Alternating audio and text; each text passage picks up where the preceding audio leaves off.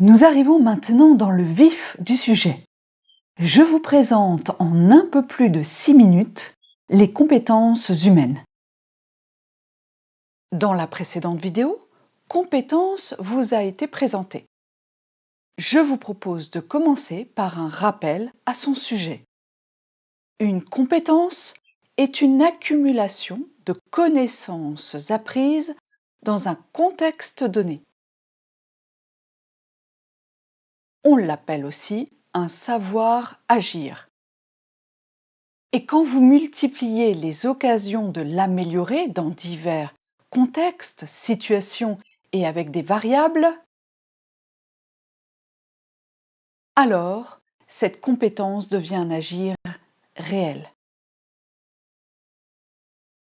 La plupart du temps, quand on nous demande quelles sont nos compétences, nous pensons directement aux compétences techniques liées à notre métier.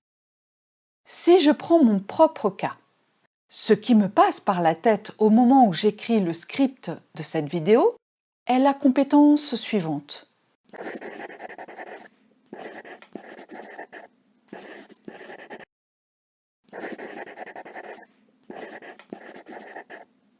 C'est une compétence technique.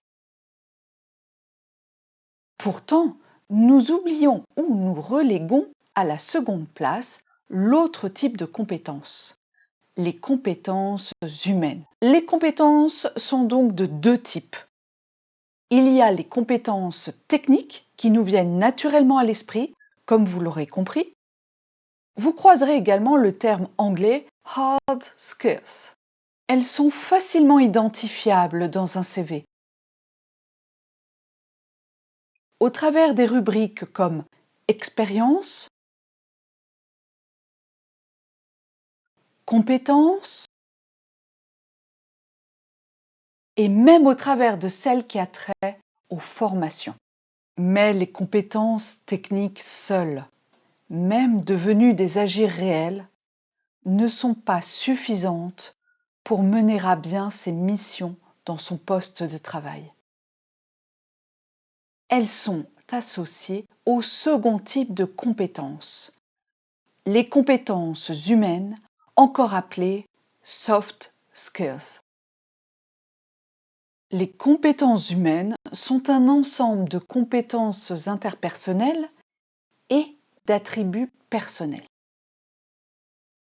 Les compétences interpersonnelles permettent de qualifier vos relations avec les autres,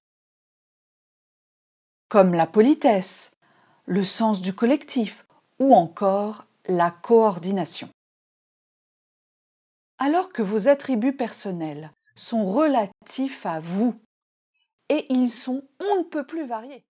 À titre d'exemple, les attributs personnels sont autant l'intuition, le contrôle de qualité ou encore la communication orale et l'intégrité. Posséder des compétences humaines, c'est une chose.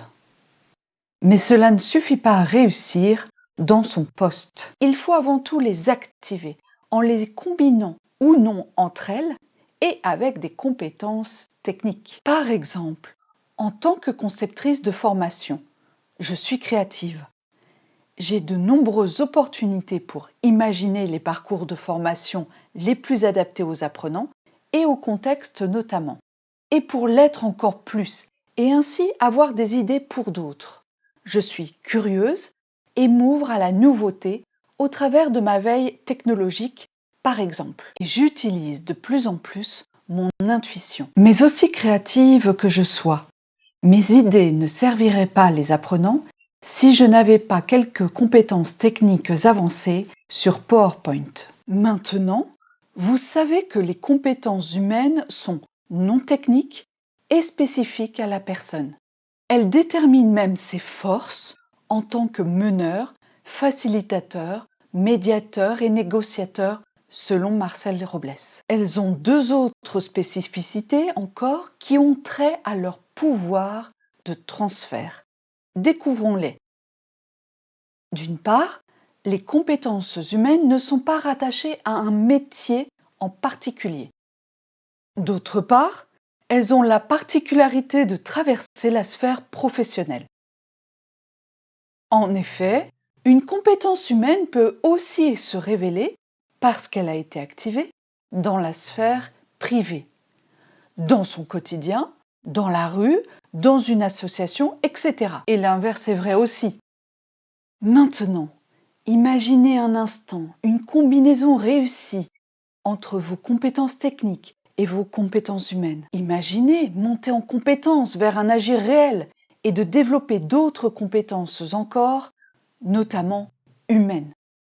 Vous serez encore plus riche, mieux préparé à un monde changeant, et même plus. On dit un monde VUCA. V pour volatile, U pour incertain en anglais, C pour changeant et A pour ambigu.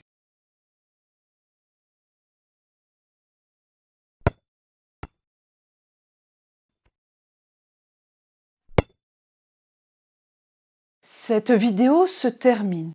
Avant de découvrir toutes les compétences et leur classification, répondez à la question ci-dessous.